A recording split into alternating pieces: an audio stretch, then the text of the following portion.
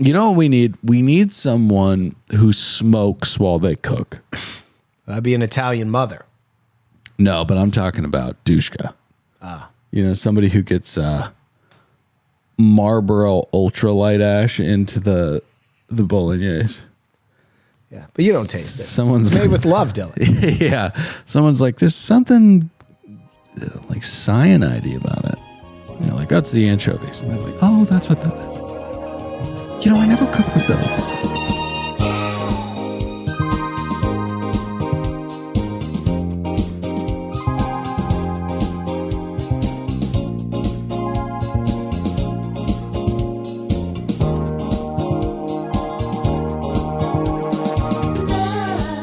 Hi again. It's us for the second episode of the week.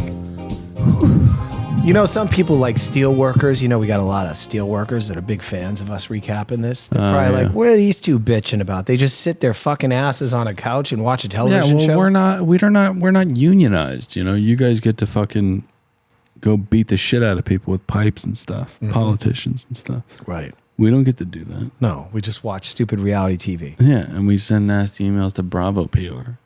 That was hilarious. Yeah. Sorry, I got to turn off my phone. But that's the kind of energy that we have right now for the second episode of the week. Oh, no, I'm alive. I'm still a professional. Oh, me too. I was completely kidding about that part. Yeah, I'm still a professional. All right, are we doing pots? Yeah, we got to do pots. It's a whole separate episode. Okay, all right, so pots for this episode. Mm-hmm. Do we do PSAs? I don't think so. I don't think so. It's second episode. Patreon, uncensored content. Yep. Go over there. We're recapping Vanderpump Season 1 with Ruby Wren. Yeah. It's super fun. Yeah. All right. Yeah, you go ahead. All right. This is my thoughts. Can I get high? Yeah, go get high. You want to get high? Yeah. Get high. All right. Okay. This is my thoughts. I've told Dylan, I'm a repeating piece of shit. I'm a repeating bastard. What makes great reality TV, and I'm not saying this is great reality TV because there's too much of it. Below Deck does not deserve being on my television twice a week on a Monday. But I now hate Gary. I really hate Gary. Gary had sex with Mads or went down on her or something. And at some point in the episode, he's pissed off that she was on her period and didn't tell him. And I had this thought as I was watching that. This was my thought. Okay, it's a babbling brook. No. It's Mads' period. I wanted to fucking drown Gary. I wanted her period to drown him. That's how much I hate Gary. Gary, you're a pig. You are such a pig. Yeah. Everything you're doing to your buddy Caelan, and then you're going to hook up with a girl and you're going to complain about her having her period. God. Gary, it's going to be tough when you're getting old, man. Your face is getting redder, fatter, more bloated. You're getting a little bald behind that head of yours there, man. You're not going to be so suave. And by the way, 5 years is a long time. I lost it in 5 years. I used to be hot 5 years ago. Now I look like an old man. I got gray hair. No, you don't. I'm not as hot as I used to be. How many pots? 0. Whoa, are you serious? Well, unless part of the episode had her period drowning Gary, it's 0. Wow. That's like some Israelite kind of shit. Yeah, man. It's from It's like... That's heavy. Mm-hmm. It's like the apocalypse, but it's her period. Okay. It's better than frogs. Yeah, I don't like frogs. Can you imagine a bunch of them all over the place? You'd be like, oh, God. One just hit me. And surely that frog's now injured. Clearly. So now you're looking at some frog who did some kind of fucking jumper leap and hit an awning and then hit the fucking dirt, and it's like not doing well. And you're like, oh God, now I feel bad for it. And it's... But you're also servicing like your ear. It hit the side of your head like, fuck! Ow! Fuck, Jesus. Oh man, is he okay? Yeah. Jesus Christ. Old Testament God, very into heat checks. Well, anyway, that's what I wanted to happen to Gary. You want to take a hit? Nah. I'll be too high. You think? Yeah. Yeah. You seem to know your body. It's true. We pick up at did you want to give your thoughts and nods? No. Oh, okay. Well, we pick up the show. By the way, these episodes, are they being edited on the fly? Because we were picking up in weird parts of the show. I love that you say edited on a fly because I love that all of a sudden we have a last minute charter that we're picking up. The guests of which are in an open relationship throuple. Oh, very interesting that they just happened to squeeze in that charter while we are drooling over the throuple of Daisy, Caelan, and Gary. Come on, Bravo. The strings are as thick as what's something that's thick? They're hot dogs. It's like if the strings were hot dogs. We can see them. The ropes that hold up the Golden Gate Bridge. Yeah. Those are probably hot dog thick. Probably a little bit thicker, right? They'd have to be. It's a lot of weight to carry. Yeah. They got nets now on those. What? Nets. Nets. Well, that's for all the people jumping. You know, that's one of the #1 spots for suicide. Yeah. It's very sad. It's also that forest in Japan where people go out into the woods. Both beautiful places to do it. I know. Well, that's probably people choose it. Yeah. You want to do it in a rundown apartment? Yeah. I want to go out in a place that's lovely. Hear the birds sing. Yeah. Yeah. Oh, wow. Is that a hummingbird? Yeah. They're singing Mambo number 5. And you're like, what's going on? Well, whatever. I'm not going to figure it out. And then you kill yourself.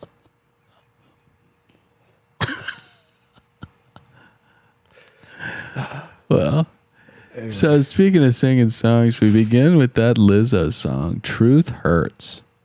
And that's what's happening to Gary right now. Do you think that was a stretch? Not at all. The choruses continue. We've got local baby squid. We've got local sea bream with a fennel salad. We've got rosemary beef. This is when it starts to get a little Mastros. Yeah. But you got to do this, you know. Of course. Surf and turf, lemon sorbet, and we end things with a limoncello ricotta cheesecake. Oh. I can't say anything outside of what a magnificent job she did. But there is one glaring error. You picked up on it, right? No? Oh, I thought you were going to say yes. What? Patrick, when you've been served a dinner of amuse-bouche, fish, and are headed into the beef portion of the evening, would you like the lemon sorbet then, or would you like it right before you've consumed all that shit? The palate cleanser was placed in just a crazy spot. Just a wild spot. You don't put the palate cleanser right at the end of the meal. I get it if you want to go into dessert, but you have to do a palate cleanser before that then. I mean, Alicia, 4 pots. Honest mistake. Yeah, but a bad one. A 96-point deduction. Wow. Yeah. Can't make that kind of mistake. So, Chase keeps the full court press on Alicia. Chase, we love you, but you know she's not into it. I don't think. Well, I'll say this: he's doing a little thing called warming up in the bullpen, Dylan. Now, if you're Lloyd, which I think that's her boyfriend's name, if he's watching this, he's pretty pissed. I'd be pissed too. But if you're Patty, Chase, what you're doing is pretty inappropriate. He's going to say it. Inappropriate. But yeah. By the way, Dylan, you ever wonder why they call these people relief pitchers or warming up at the bullpen, these scumbags that are always like your wife or your girlfriend's guy friend that's like always... the crippled guy in There's Something About Mary. That's right. Yeah. All right, let me coach the audience a little bit because I'm an expert on this stuff. So a relief pitcher, you know what a relief pitcher does, right? No. Well, you're waiting in the bullpen. I'm kidding, yeah. Because you're waiting for someone. Can I tell you something? Even with the pitch clock and the extra innings rule, baseball's still horrendously boring. Absolutely. It's the only sport. This just in, baseball's still horrendously boring. It's the only sport that in most venues needs really loud music and a DJ after everything that happens. Yeah. Like, Like That's such a fucking phenomenal point. Why are there mega screens just blasting images like I'm at a fucking nightclub if this is entertaining? Right. Yeah. You don't see that. You don't see that. You go to a Dodgers game, you'll see, and people are big fans of the Dodgers. Oh, yes. You know, nobody gives a fuck. No. You know, there are a couple diehards in there, but you know, at the end of the day, everybody. I mean, we went to a game recently. It got into the 10th inning. The stadium just emptied. Oh yeah, any game where half we'll get back to the audience leaves before the end of the outcome says you really don't really care. No. Yeah, I hate people are like, let's do the wave. Everybody's like, shut the fuck up. Sit down. But what Chase is doing is he's a relief pitcher warming up in the bullpen, which means he is waiting for the current guy who is her current pitcher, that's Lloyd, the boyfriend, to suffer from fatigue and injury or ineffectiveness.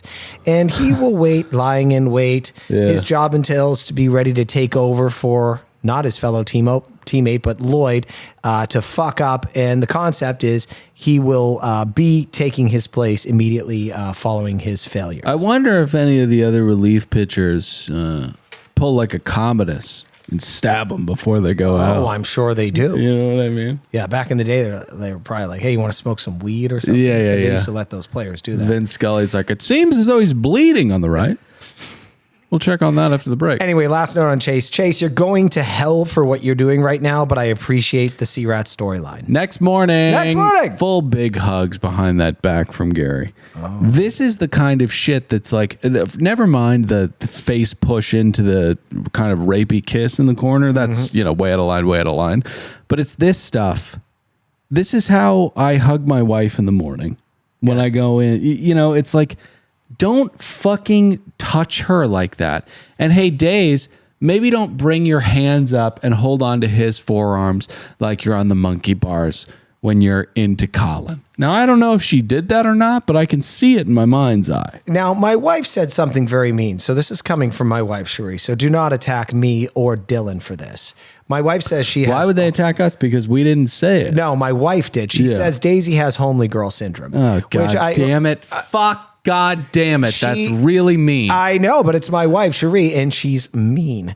And she had basically said... I know, but it's like, my uncles say a lot of mean stuff. I don't bring it onto the podcast. Well, I know, but it's Cherie. It's not coming from us. But do you know how many messengers have been shot throughout history despite the saying? Yes. But anyways, what was she saying? Well, don't kill this messenger. It was my wife, Cherie. And she was basically laying out because she was confused by why two guys that are decent looking are falling over themselves, fighting for her affections.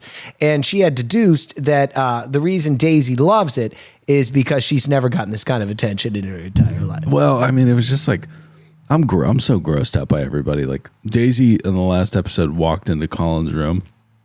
She's all fucking drunk and her bathing suit's askew. She was like, fucking like, she reminds me of people in Craig County. They're like, hey, big boy, you ready? It's like, God damn it. Just come on now. Go to sleep. All right. So Daisy doesn't know how to deal with this whole thing. And Colin. She's trying to find a balance, Dylan, between friendship and relationships. Yeah. Colin tells Alicia that she's almost as good as Carlos was. Or something. Marcos, excuse me. God damn, what a microaggression, huh? Yeah, but she also, he gives her props. So this is him trying to make amends with his former comments that you should have seen this other chef we had. He fucking blew our minds. He says, Marcos needed help with that 10-course meal. You didn't. Okay. Yeah. I think someone had pointed out in our Facebook group, they think Colin might have an eye for Alicia. I ship them. I would too. I love Alicia. Mm-hmm. You want to talk about a beauty? Oh my God, so pretty, absolutely, so talented. Yeah.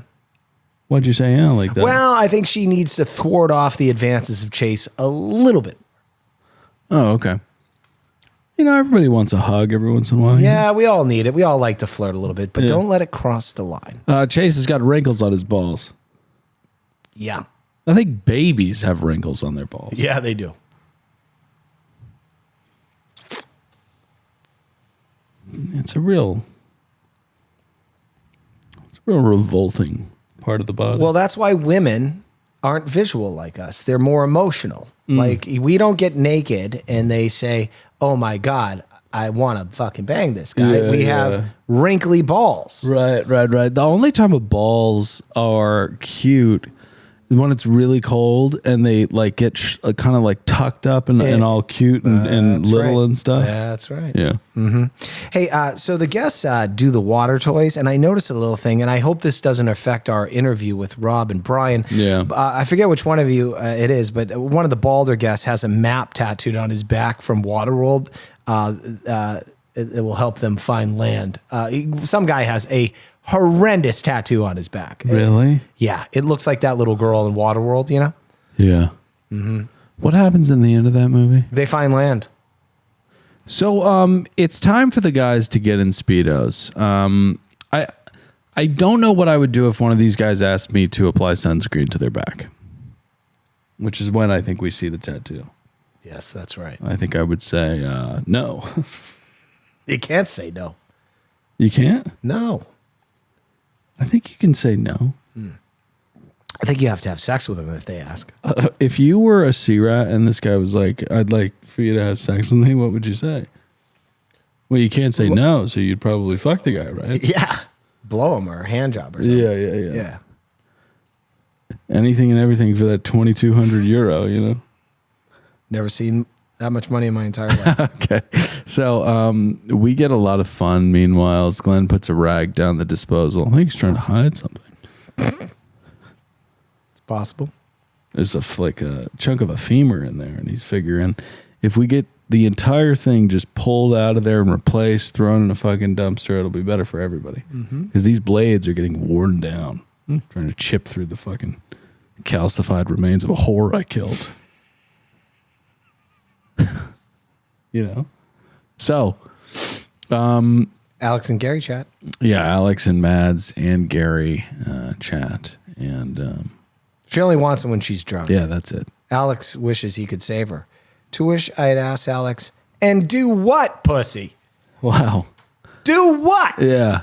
Save her and do what? Yeah. Look, you had pointed out in the previous podcast You dumb. that it's the underlings that are holding this show together right now. But Alex, please get a spine for God's sake. Come on, man. Come on, man. Seasons, it's almost over. Come on, man. So, yeah, there's some more stuff. We go sailing. The guys are fascinated and fixated with the part of the boat that's called the donkey dick. I want to say something about Brian and Rob. They're a couple. They exhibit something here that I've noticed quite a bit, which is when you're together with a person for so long, you start to look like each other. Oh, wow. Or sound like each other. Have you ever heard that? No. They're like the same weight, and you're like, oh, you found your soulmate. You both like a gallon of ice cream every night. Oh, my God. That's so fucked up that Cherie said that. Idiot. God damn it, Cherie. I'm leaving it all in. I don't care. Me neither. It's episode 2. Come on. Yeah. And by the way, Was that too harsh an idiot? I was completely kidding. No. Do you know what time it is, Dylan? What? It's time to go sailing again. Sheet pans. What do you call that thing? It's called a donkey dick. Can you imagine? No, I can't. You know what actual time it is? It's like, oh, you're still playing this river sound effect. Yeah. No, it's actually time to call Caelan soon again. I think, I love call him. Do we want to see? There's not a preference sheet meeting. We don't need to call him. No. There is a preference sheet meeting. There is. Oh, it's later on in the episode. We will call him again. All right. We'll see if he watched it. Okay. So we get more Gary and Daisy, and then we get ready for the Pride dinner. And I thought that this was actually quite beautiful. The colorscape, the hues, the colors. It was all good. Beautiful dinner. So the dinner is a... Hold on. You're going to skip to the dinner. Gary walks by Daisy and once again accosts her and tries to kiss her. Yeah. And this is like 19 feet from Caelan in that goddamn engine. I think this is when she shoots him down and says, like, you have to stop doing this. After the 50th fucking time. Come Come on, Days. So, cherry tomato gazpacho is up first, and we go to a peach sorbet. Bizarre. Again, a sorbet misplaced. A sorbet misplaced. We get roasted carrots and salmon. We get a turmeric shrimp. I mean, she's really playing with these colors. We get a beef ragu pasta that I believe is scratch made with a little bit of blue in it. And we get a purple rack of lamb. Roy G. Biv. Oh, it's actually violet. It's a violet rack of lamb. I mean, the girl is just outside of the misplaced sorbets, knocking it out of the fucking park. Where is Dushka? Where is Dushka? She's mopping somewhere. You know what we need? We need someone who smokes while they cook. That'd be an Italian mother. No, but I'm talking about Dushka. You know, somebody who gets Marlboro ultralight ash into the bolognese. Yeah, but you don't taste it. Someone's made with love, Dylan. Yeah, someone's like, there's something like cyanide-y about it. And you're like, oh, it's the anchovies, and they're like, oh, that's what that is. You know, I never cook with those. All right, so the night wraps up. Gary finds out that Mads kissed Alex, and he continues with this mopiness. And this is my least favorite quality of Gary, outside of his betrayal of his quote unquote Sea Dog buddy. This melodrama, this fucking crestfallen horse shit that he slips into, where he's like, oh, she only likes me when she's drunk. Who cares? Gary. And this whole idea that he keeps talking about, like, continuing a relationship. Oh, my God. At some point in the episode, he's like talking about moving continents to be with each other. Talking, Gary, are you out of your fucking mind? Out of all of the sea rats you've attempted this on, why is Mads the one you've begun to express commitment in? Zero chemistry. She is the one who has pushed you away the furthest, and look what I've done, arrived at the reason why. I think you have it, Mr. Holmes. So we get to the next day. Next morning. You remember last week when I said that Glenn was micromanaging when he said, don't put your face over a bottle that you're about to explode? Yeah. It would seem as though I was wrong, because who gets smacked in the face?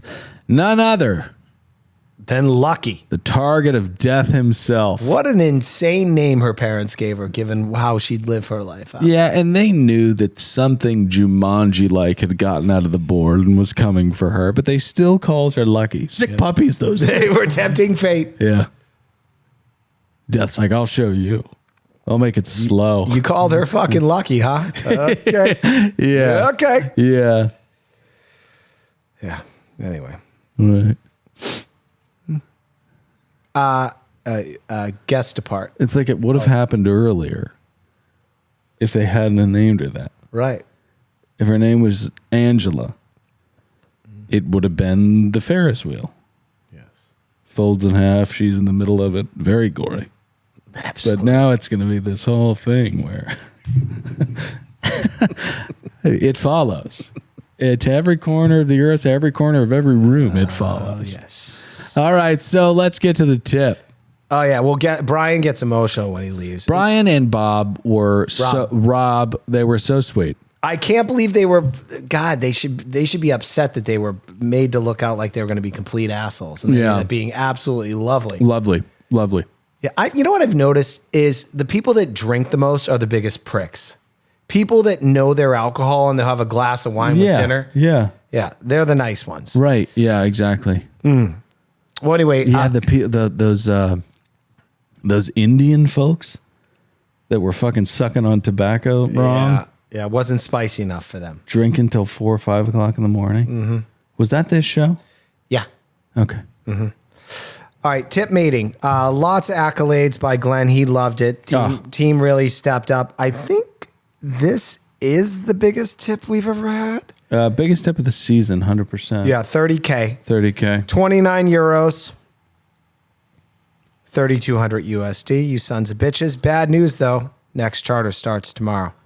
And with that, we're going to need to break down what that charter is. So we're going to need to get Caelan on the blower. Oh, you want to call him? Yeah, let's call him, see if he did his... I don't think he's up. He probably had a long day. It was his daughter's birthday. Really? Our fans might be mad at us, like bugging this guy. Really? Do you not want to call him? No, I'm calling him. All right, yeah, let's call him. Let's see what he answers. Because he's going to think I'm calling about work. Trust me, he'll pick up for me. Let's see. Well, we are calling about work. Right, it might be on to us. Hey, what's up? Hey, buddy. How'd it go today? You have a good birthday? Yeah, it went really well. Hey, you're on the... Oh, sorry. I was going to wait for you to answer. No, it went really well. She Good. She had a great time at her place, got her bike, all that stuff. She had a great time. Don't want to talk about this, though. Oh, no, that's great. Yeah. Caelan, sorry to put you on the spot here. Any chance you got the preference sheet meeting for episode 2 this week? Yeah. Just throwing it out there. Yeah, I got it. You want me to, like, email it to you?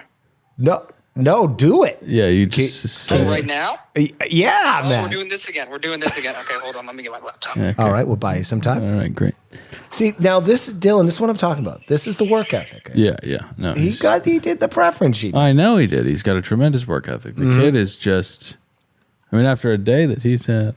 I bet. Dude, you want to throw a birthday party for a 4-year-old. Not me. Well, you want to make sure that she's happy. And to think of it, you got to plan all that. All right, here we go. Okay.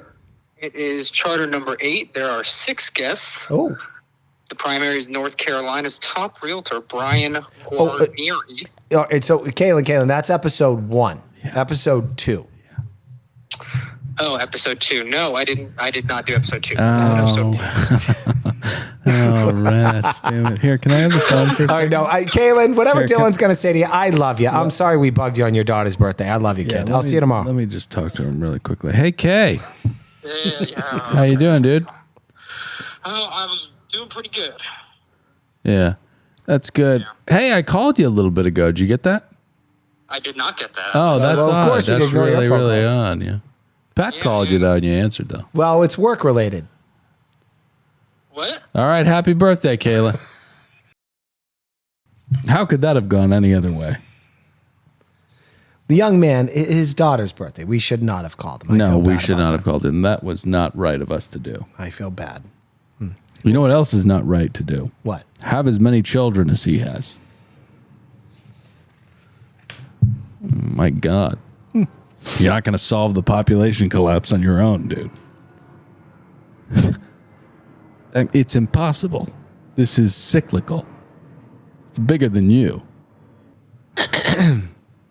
Couldn't generate enough cum over a lifetime to fix it on your own. Fucking Superman.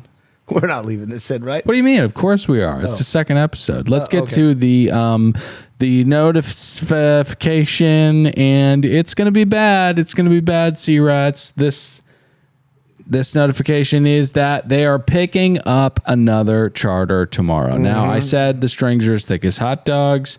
They're as thick as wieners. We can see it. We can see that you brought on a throuple so that Gary and Daisy and Colin can interact with them. Get a little wisdom from a couple of deranged, wealthy lunatics who are in an open relationship and surely are not going to culminate their relationship in a triple homicide. You can see it, right? Yeah. Netflix documentary. People get greedy. Absolutely. You know? Now, Dylan, a couple weird things here happen. Mads is back in Gary's bed again. Now, I understand she can separate emotions from just the carnal desires of a sea rat. Yeah. But still, you're giving this moron mixed messages. Yeah. Although it shouldn't be, because she's been pretty plain worded with him of this is only fucking. Right. But anyway, Chase and Alex walk in as Gary goes down on Mads. And previously in the night when they were having dinner, right, Mads had told Alex that she was on her period as a kind of warding off, right? Now, the night ends, yes, with a little sex, but also Lucky almost dies again. She jumps off the boat. She was the one that was almost pushed by an unseen force closer to the boat. Now, the next day, Gary finds out that Mads was on her period. And like a tiny little boy goes up and mocks her in front of Lucky in a very tactless, gross way. Not that this should ever be said ever, period. But there you go. Yeah. But it's just, given the context of his behavior throughout the entire season and what he's talking about, I'm sure it just made every girl watching want to, every girl and woman watching, to just fucking throw up or throw something. Or put your hands around his neck and choke him to death. Yeah, yeah. If that period waterfall didn't take him out. Yeah, and Mads was so like hurt and grossed out by it. It was just all bad. Gary, I don't know how you're back for a second season or a fifth season or a fourth season. Mm-hmm. I got there. But we're not happy about it. Mm-mm. Hopefully you went to a silent retreat of sorts in between filming. Because God, do you need it? Learned a little bit about yourself. Yeah. Oof. I think we got next week off, Del. You know the only thing that can help this man? What? To admit that he's powerless. That's true. Yeah. Surrender to the Almighty. Yeah. First step of AA. Mm-hmm. Yahweh is watching and will crush you. Yes, yes. Or just a spiritual power. Right. It can right. be whatever. Yeah, it doesn't have to be the old God. All right, everybody. Well, thank you for tuning in to the second episode of the week. Sorry that Bravo is doing this. What an abuse. What a crime. We're sorry.